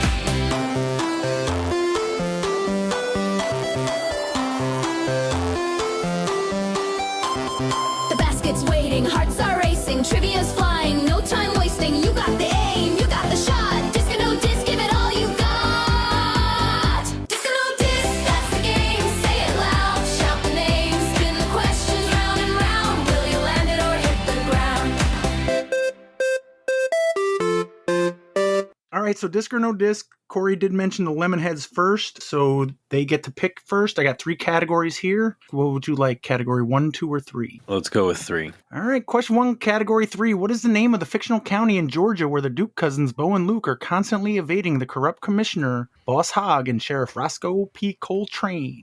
What is the name of the fictional county in Georgia where the Duke cousins Bo and Luke are constantly evading the corrupt commissioner, Boss Hogg, and Sheriff Roscoe P. Coltrane? Oh, man. I mean, it's the Dukes of Hazzard. Is it not Hazzard? Oh, right. County? Hazard County. So it's Hazzard? I like it. You guys agree? Yeah. Yes. Is the Hazard a disc or just hole 6? Probably. It should be. If it's not, Just because it's a cool word. I would lean yes on that one, just based All right. on like it. But like as people and as we learned, they don't know how to name discs. So I'm gonna lean yes though. Yes. Let's lean yes. Compound Discs, October 21st, 2024. Stony Killers, category 1, 2, or 3. What do you want to do? Because we don't pick 2 very often, so maybe 2. Works for me. All right, category 2. So category 1 will be saved for a later date. Question 1, category 2. What word is used to describe food or an object used to attract fish or other animals to a hook or trap? What word is used to describe food or an object used to attract fish or other animals to a hook or trap? It sounds like bait to me. That is not the first word that came to mind, but I think you're right. What was the first word that came to mind? Lure. Okay. Yeah, I think bait's the one to go with though. I agree. Let's do it. Is the bait a disc? Baited. I'm dying right now. Yeah. Randy, in solidarity, lure is the first word that came in my mind, too. I'm serious. Not mine. Well, you're a I'm masturbator. trying. Damn it. I walked into it. I walked. Is the bait a disc? I don't like it. I really don't like it. I don't want to throw a bait. Yeah, but like you cast bait. Oh, true. If there was like a fishing themed company, I don't know. But no, my gut feeling was I don't really like it. Yeah, let's go no. All right, we're going no. You are correct. Yes. Nice. Not baited. All right, Lemonheads, category 2 or category 3? Stick with 3. Yeah, let's do it. Question 2, category 3. Hosted by the legendary Alex Trebek for over 30 years, what long-running TV game show is famous for its answer and question format? Hosted by the legendary Alex Trebek for over 30 years, what long-running TV game show is famous for its answer and question format? This is Jeopardy. What is Jeopardy? It's not the right answering format. There we go. Neither of those is correct because we ain't playing Jeopardy. But is Jeopardy?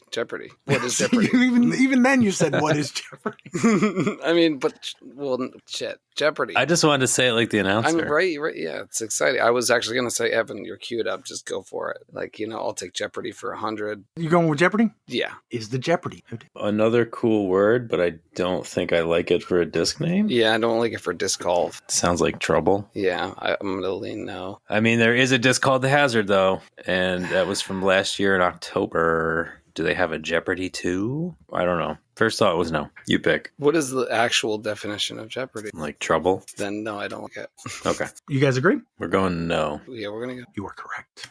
Stony Killers, 2 or 3? You got any feelings, Alex? Not really. All right. Yeah, I mean, you can kind of see a theme developing with 3, but not strong enough that I'd have any, bonuses or it or anything like that. Yeah, let's do one more and 2. Sure. Feel it out. Works for me. Question 2, category 2. Named after a medieval technique for weaving and tying ropes, what is the unit of speed used in aviation and maritime navigation that measures 1 nautical mile per hour? Named after a medieval technique for weaving and tying ropes, what is the unit of speed used in aviation and maritime navigation that measures 1 nautical mile per hour? I think that's a knot, right? Yeah, knots. You guys agree? Yeah. Yep. Is the knot a disc? Not a bad disc name. You said it. I don't hate it. It also sounds like a Norwegian word. Like, Oh, yeah, It was- like a lots or whatever. yeah, I don't know why. That sounds like a nice one, but I have no idea what it would mean. Oh, this might be a no kind of night, though. I'm not sure. I think we both were leaning yes to start, so let's go All yes right, on this one. let's do a gut feeling on this one. Sure. Yes. Yeah. You guys agree? Yep. Good Tree Disc Golf, July 28th, 2025. All right. Cool. 2 rounds in, we're tied 4-4. Lemonheads, category 2 or 3? Stay in our lane or swerve violently into oncoming traffic? I like 3. Okay. Question 3, category 3. The millions who have visited Nevada for what reason can thank Assemblyman Phil Tobin, whose bill legalized it in 1931? The millions who have visited Nevada for what reason can thank Assemblyman Phil Tobin, whose bill legalized it in 1931. First thought is gambling. Oh, that's yeah. Yeah. It also kind of fits the If it's category. category to me. Yeah, I would say gambling or gambling. Yeah. Gambling. Gambling. I like it. You guys agree? Yep. Is the gamble a disc? Weirdly, I'm leaning yes on it. Yeah, me too. I don't know why. That's fine. All right. I'm not going to make you justify yourself. I appreciate that. But No don't ever problem. make me do that because it's going to be difficult for me to justify myself ever. We're going to go yes, Pat. You guys agree? Sure, let's do it. I'm sorry, no. Oh, Shit, that's all right. Stony Killers, category 2 or category 3? How's your nautical nonsense, Alex? Oh, Alex isn't talking to me. Yep. We're really good at this podcasting thing. Once you hit like your 4th year, Alex, you'll be smooth sailing. Don't worry about it. Yeah, I'm good either way, to be honest. All right. I think we're just staying in our lanes then. Here we go. Category 2. Works for me. Question 3, category 2. What term is used to describe the period during which a sovereign, such as a king, queen, or emperor, rule? What term is used to describe the period during which a sovereign, such as a king, queen, or emperor, rule? Is it rain? Yeah. REI, rain. Yeah. I think I like it. I can't really think of a different word. So it's not term. That's like for an elected official. Yeah. I think we're going rain. I don't know how it fits the category, but Yeah, me neither. But yeah, I think that's what it is. all right, we're going rain. You guys agree?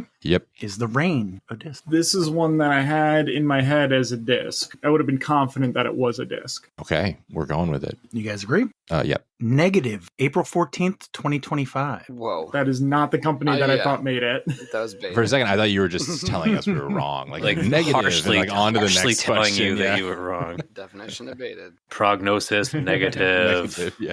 Every episode, Evan, got to throw a Seinfeld reference. That's not a bad thing. I'm just saying. Fictional movies from the Seinfeld universe is one of my favorite categories. Wow. So that gives the Stony Killers the lead, 6-5. Lemonheads, category 2 or 3. Do we do a little M. Night Shyamalan twist on this one? It's a twist. Switch it up? What do you think? I think you should choose that. That's what I think. You know what? Just because I said it, we're going to go with the twist too. Switching to 2. All right. Question 4, category 2. The Latin in Massachusetts' state motto translates as, by what weapon we seek peace, but only peace under liberty. The Latin in Massachusetts' state motto translates as, by what weapon we seek peace, but only peace under liberty. I'm so glad I just brushed up on my Latin recently. Are you? Being very Good. facetious. Well, that would only be helpful if you also knew the Massachusetts state motto in Latin. The first thing I thought of was sword. Yeah, I could And see that that's- as a seal. They weren't really using swords around the time of the founding of the Commonwealth of Massachusetts, maybe. I don't know, man. All right, it's been bait, not rain. I almost want to say bow and arrow, honestly, but that's a strange answer. I don't know. It's a toss-up. Throw it out there. I baited myself into this situation. That's redundant. I don't know. You like sword? I do like swords. Let's go with they're, sword. They're cool. Swords are dope. Okay. We're going sword. You guys agree? Yes. Is the sword a disc? No Ooh. shit. Sword was my starting word in Wordle for a long time until the day that was the answer. I think yes. I think there's enough discs that are. I think West Side has a sword. I'm pretty confident it is a disc, and it is West Side as well. So, Okay. yeah. We're going yes. West Side Golf Discs, May 6th, 2011. Randy, did you know that? It would have been a guess. I was going to say iced coffee, but sword is a good one. I definitely didn't have that like memorized or anything. No.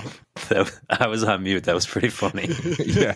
Is that a Dunkin' Donut iced coffee? Yeah. If you're in like Boston, like people will be drinking iced coffee like in January. It doesn't matter. It's like the go-to. All right, Stony Killers, 2 or 3. That was a 2, right? That was a 2. They zigged when you didn't zag. I now don't really know what the category is, Alex. Yeah, I had inklings, but now I don't know. I'm happy going either one. Sure, let's pivot too. Let's go to 3. Sure. Question 4, category 3. In the classic animated series Rugrats, what is the last name of the main character Tommy and his family? In the classic animated series Rugrats, what is the last name of the main character Tommy and his family? Pickles. Pickles. Yep. You guys agree? Yep.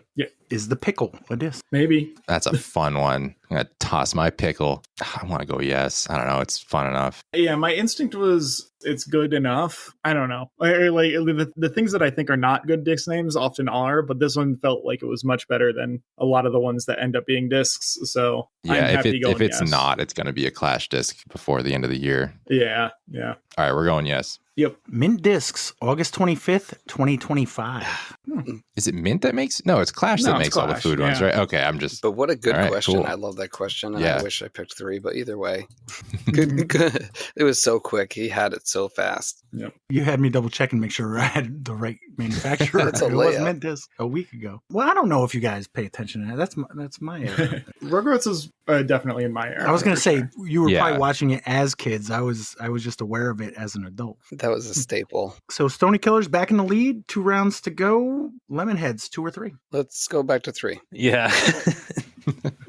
All right. Question 5, category 3. If you lose your last territory in what game, you're eliminated, and the player who did it gets your cards. If you lose your last territory in what game, you're eliminated, and the player who did it gets your card. Almost certainly Risk. That makes... It is Risk. I know it. Okay. Yep. You guys agree? Oh, yeah. Is the Risk a disc? It's a Damn Risk a good disc. question. Is it Risk a disc?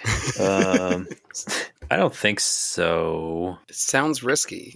You could you could maybe talk me into it, but I don't think so. Yeah, I'm going to have to lean no on that one.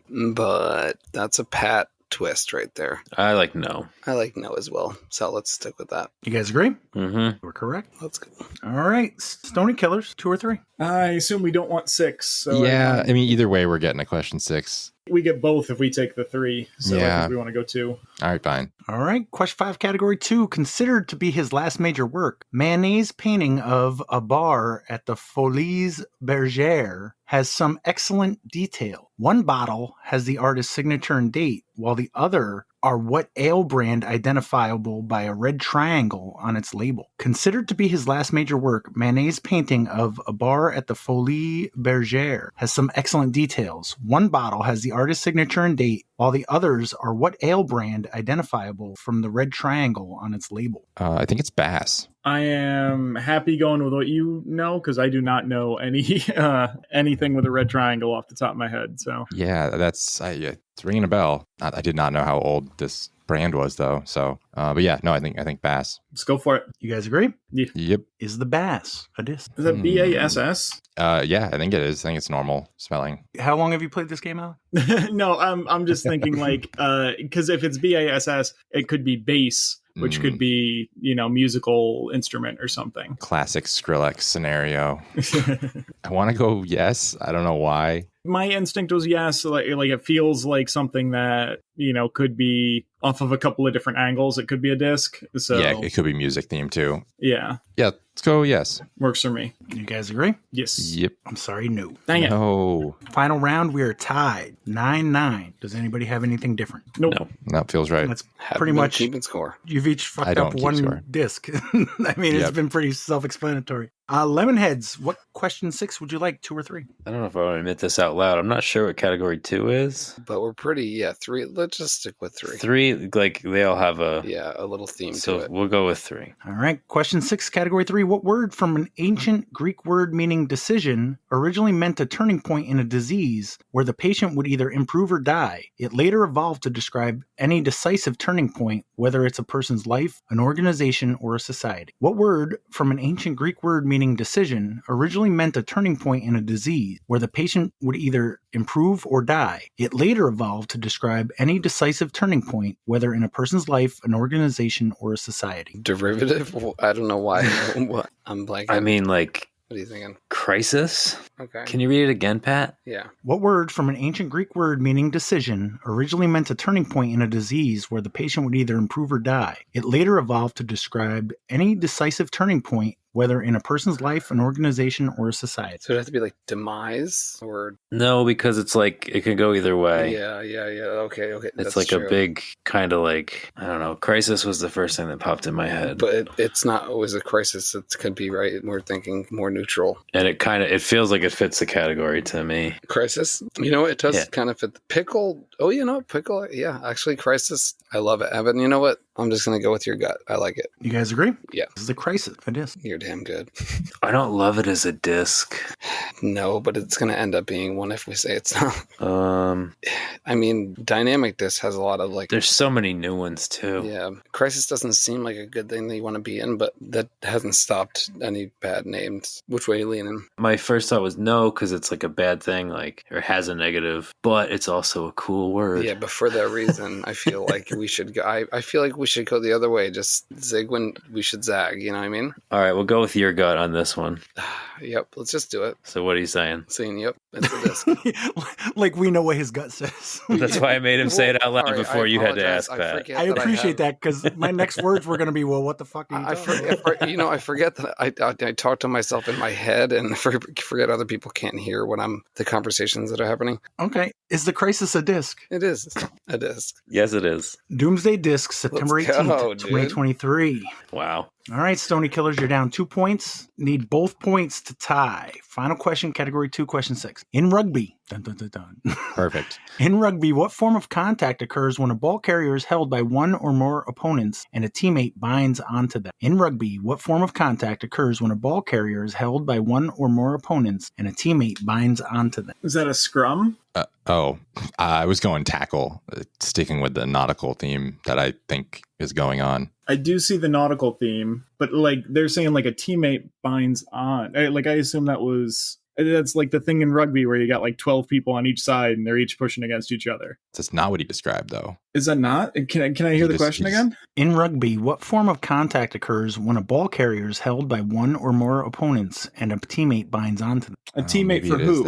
A teammate for the people tackling or a teammate for the person ball carrying? Yeah, the ball carrier is teammate. Okay, I don't know the word scrum. I don't know much about rugby. Is scrum a nautical word to you, and is it a disc, Alex? I have no clue. Honestly, I don't even know if scrum is the correct term for the thing that I'm thinking of. I just know it's a rugby term. All right. I'm pretty sure it's a rugby term. I don't even know that for a fact. No, I like it. I think I was thinking tackle because of like fishing, but no, I'm totally with you. This doesn't describe a tackle. It describes what you're saying, like the group pushing thing. I guess we're going scrum. You guys agree? I guess.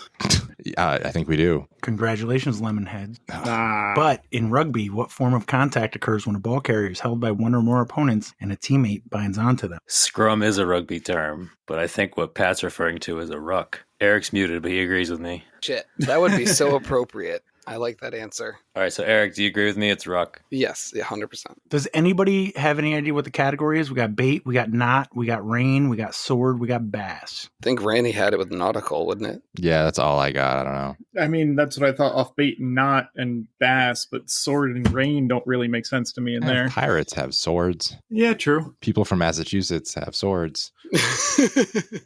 Lots of people have swords. So many swords in Massachusetts. It's all you see. Well, we have Terry Hudson to thank for this category. They're all actually homophone. Bait, knot, rain, sword, bass, base, and maul. Maul.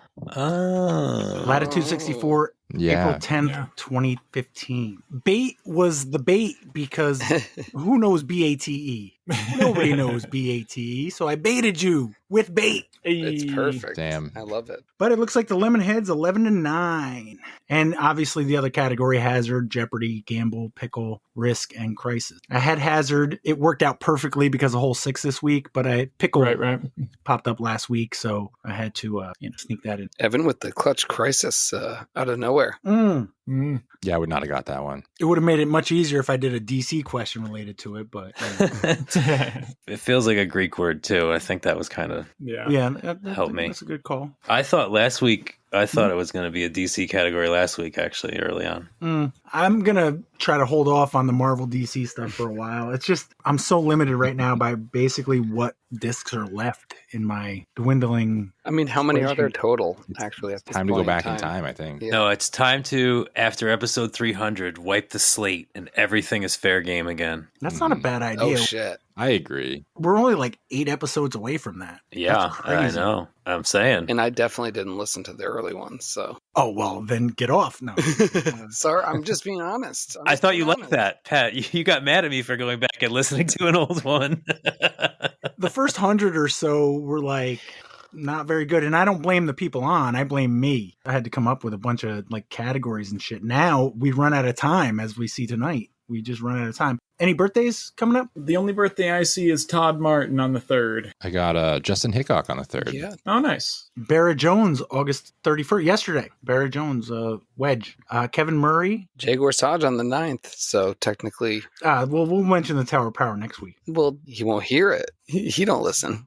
Yeah, so we could mention his name every fucking week, which we kind of do. Kind of do. So, anything else before we go? Skip Ace picks close in 2 days. Oh, thank you. I'll as soon as I hit stop, I will make a post. Jeez, I gotta check that. Yeah. Yeah, I don't know when the last time I made picks was. Hopefully it wasn't too far away. Oh, yeah. Mr. Fancy Pants, Christopher Lucier, is that his name? Mhm. I went up to him because I had seen him at Cedar Beach and, congratulated him on the win and just said, what's up? And he talked about the podcast and he said he's like, he has to start listening because he said he believed he was doing very well in draft picks or something like that.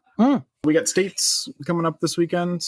Speaking of, I need to figure out what I'm doing for accommodation when I'm up there. Probably just going to go camp. We have an open spot, actually, Alex. Oh yeah? Yeah. I would appreciate it if you got one available. That's up near Corey bailed on Syracuse? us. It's Endicott, New York. Mm. So like Greek Peak, like when they did that. Yeah, one. okay, yeah, I got you. All right. Well, thank you, Alex, Evan, Corey, Randy, Eric, Jason, and Jamin. Just because, why not? And it's Labor Day. They're taking a day off. Yeah, they're getting stuff done. Yeah. I really wanted to talk to Jason about all the work that they got done. I saw a big stack of tea pads for Greenville, so that's great. So thanks, guys. Thanks, Pat. Thanks, Pat. Thanks, Matt. I said sweet up, right? Yeah, sweet up, Hudson. I never remember. Nope, I don't think you did, actually. Take Yeah, two. I don't think you did. You do it again. Take two. So thanks, Alex, Evan, Corey, Randy, Eric, Jason, and Jamin, and sweet up, Hudson. Thanks, Thanks, Pat. Thanks, guys.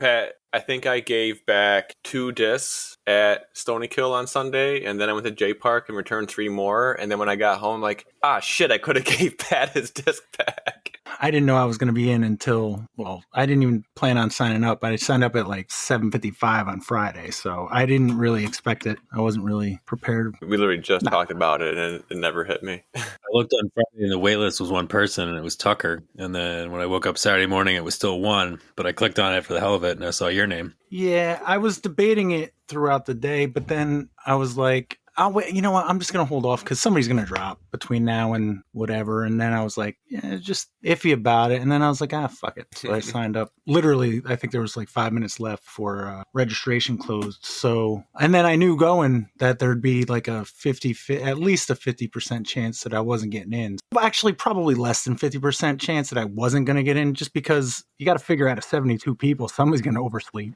you know? Well, it sounded like it might have been Josh Lee, but I guess he did make it eventually. He was there like at the bell, literally. I was a little bit scary with the with the numbers because normally, or I feel like the classic for tournaments nowadays is 9:00 is end of check-in, approximately 9:00. But I had set it up to be like 8:30, 8:45 was end of check-in, and then we do our players meeting and then get everybody out there and try to start by 9. So most people were able to get there on time, but there were a couple of people who were expecting the 9:00 cutoff and ended up showing at like 8:45 approximately. I like the 9:00 tee off. Yeah, I like the concept of it. I think I like at least having it on the schedule as a 9:00 tee off because then most people get there and then we can get started pretty dang quickly. And I'm not chasing people down right up until 9:00 and then we got to do the players meeting and we don't actually get teed off until like 9:30. But I think it went relatively smoothly. And that was what ended up happening was one person ended up oversleeping and was by like 9:00, they had realized they had overslept and were never going to get there until like halfway through the first round. So we ended up dropping them. Okay.